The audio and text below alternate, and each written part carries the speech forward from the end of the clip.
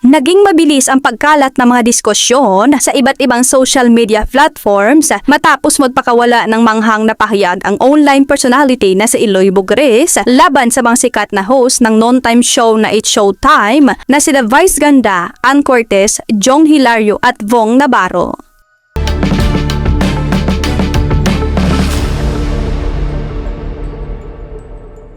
Sa kanyang pinakabagong video na umani ng libo-libong reaksyon, hayagang sinupalpal ng vlogger ang mga nasabing personalidad dahil sa kanilang laging langtarang pagsuporta sa dating Vice Presidente na si Leni Robredo. Kilala ang mga host ng It's Showtime sa kanilang malawak na impluensya sa telebisyon at social media. Noong nagdaang eleksyon, naging maugong ang kanilang pagtayo sa entablado upang ikampanya si Robredo. Gayunpaman, ayon kay Eloy Bugres, ang hakbang na ito ng mga artista ay patunay umano ng kawalan ng malalim na pagsusuri sa tunay na kalagayan ng bansa. Sa kasalukuyan, wala pang opisyal na pahayag o tugon sina Vice Ganda, Ann Cortez, Jong Hilario at Vong Navarro hinggil sa mga patutsada ng vlogger at patuloy na pinipili ng mga host ang mag-focus sa kanilang pang-araw-araw na pagpapasaya sa It's Showtime. Para sa mga susunod pang update sa mainit na isyong ito, manatiling nakatutok dito sa Pinas News File. At para sa buong detalye, narito at panoorin natin ang full video. Ang nanonood kag ang may gusto kay Vice Ganda. Kung hindi ka ang ina mo, psycho ka rin. Sinusupport yung mga ina nyo ang ganakaw sa Pilipinas.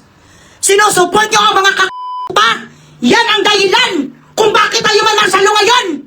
Sinusuportaran nyo, nagagandahan kayo sa itsura ni Vice Ganda na ina. Isang immoral na nagapag-Boulevard of the Broken Dreams. Paano ka sa bilang Iloy ngayon, taga-Sudom, Ingumuran, isa? Bobo lang, psycho. Psychopathic, amoy lang ang naniniwala sa mga inak na mga taga-Showtime, Protect at all times, you. Doon na lang kayo manood sa kay Wawawin, no? Mabuti-buti pa si Wawawin kahit papano. Ining mga hambog ni ikaw, Jong Hilario, ubod ka rin sa pangit ang UD ka. Siya pala ang nag-insinuate na gayahin gayahin yung tawag ni ang senaryo. Sa Senate, ikaw ang nag-insinuate nga upod ka sa pagkalaw ay ang bilat sing Iloy mo. Paano ni sa nag-artista ni Gunin nga si Jong ni ko? Paano ka nag-artista ang bilat sing Iloy ka nga babaidor ka man numero 1? Way ka man talent? Nagasayaw-sayaw lang ni sa noon, di ba? Si Jong Hilario nga kung wala man sang talent, sa pagkapangit ka man ang iyo di nga dulamog man ang itsura mo. Tapos maya-maya mo man ginapabugal, yaman ginapaistarira, yaman ang itago ang anak mo, ay hindi maganda. Puro kayo to ng mga feelings, si kanili kasi ko. Siya nga nag-insinuate kag nagpost sa kapitrang kabayo, kag sa malaking bunganga, nga nilaspag ng ilang lalaki sa showbiz na si Cortez. Ang ambisyosa nga hindi gusto sabihin, magsuot-suot sa tupis bilang sing Iloy. Tapos i-criticize mo gani kung hindi ka gusto bastusin ang bilat sing Iloy mo, huwag kang umubad! Mahubad-ubad ang mga yudi mapakita sang utong. Tapos makumintar ka sa ila nga ang tarugos ang isa kalalaking nagtayo magagalit ang mga ipokrita. Ikaw ang namiro uno kaka-ipokrita bilat sing Iloy ka rin. Matupis-tupis ka din ang utong mo lang dinalagyan mo bantid.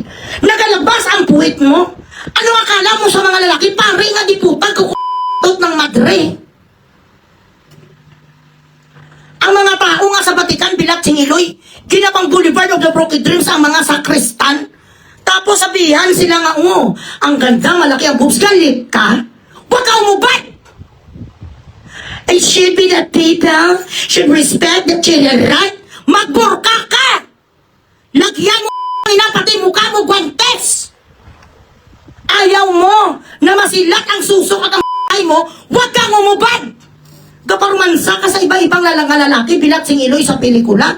Gaasa ka nga wala sa mga manyak na What is the reason? Bakit kayo kaparumansa sa pelikula? Galabas ang mga sunyo gaarte kayo dyan nga kinakain ang mga nyo. That is to build emotions.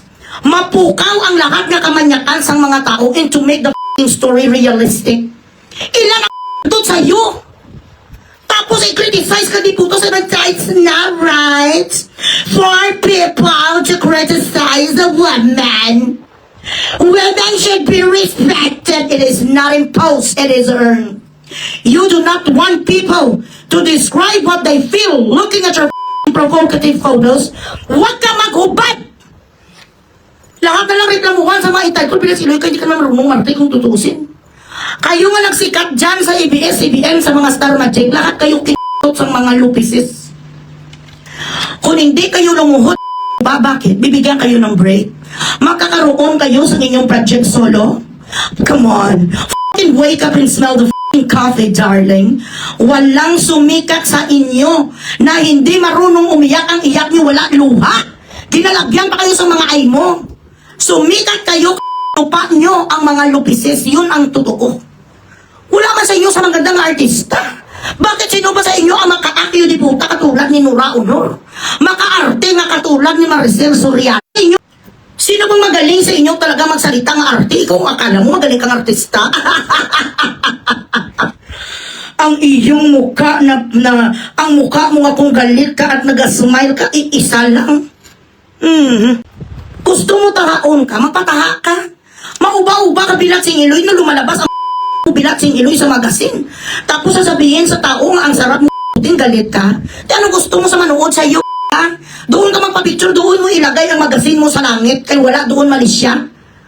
Malicious masyado, di ang iyong mga suot. Tapos ang lalaki, bawal magbakoy, bawal mag-j***l. Akala mo kung sinuning virgin, bago ka pinakasalan sa asawa mo, tayo mo gadiwal.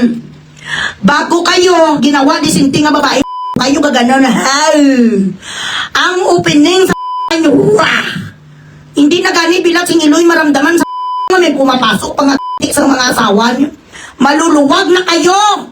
Tapos kayong bilat sing Iloy, ipasapasahan ka sa mga lalaki. Matino ka. Ang matinong babae, hindi ka p***to kung hindi asawa. Ang matinong babae, hindi ka parumansa sa mga pelikula. Nga may mga scene kayo sa mga banyo, nga mga ginasupsup ang inyong mga so, hindi na disinsi tinatawag dyan.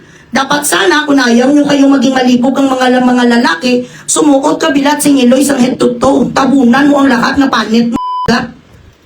Hubad-hubad ang mga alpo, tapos pagtindig sa mga tarugo sa mga lalaki, magagalit ang mga Virgin Mary. Mabelo ka sa ulo mo. Suot ka turtleneck, wag mong ilabas yung ang isa mo kaskin. Mga ipokrita, ikaw, Jong, ano ka? Ano ka? Saan ka nang galing? Padayaw kang padayaw sa anak mo, parehas mo, tsura nga daw lamok man. Siya pa lang ang nag-insinuate sang kwan, sang gaya-gaya, sang gaga nga Petra. Ang showtime dapat dinidelete yan. Dapat ang showtime hindi na pinapalabas kasi palagi sila ng babastos eh. Mga bastos, pala insulto. Ang maganda, ang magaling lang daw sa kanila nga disinti talaga si Karel. Si Karel hindi bastos, disinti si Karel. Pero ang the rest dyan, puro na lahat ipokrita. Sa totoo lang. Ang stars you guys, puro mga ipokrita, mga reklamadura, ang mga diputa, mga perfects ang mga life. Isa ka immoral nga agitot, nga gabi-gabi, sa kapwang lalaki, nagapa-boulevard of the broken dreams, pinagkakalat ang Nutella, kagang peanut butter sa puwet. Sino ganing din kastigo before ni Denise Cornejo, sino nga lang yun, Bong. Si Bong din nga isa din kabilat sing Iloy, ka womanizer numero 1 man. Galing kay Bianca, papunta sa asawa ngayon, ma-part-time, pag-ipalalo kay Denise, kundi nasa putiyan sa gaba mo man to. Maraming salamat po sa panonood. Manatiling nakatutok lamang dito sa Pinas News File para sa mga susunod na balita na ating tatalakayin.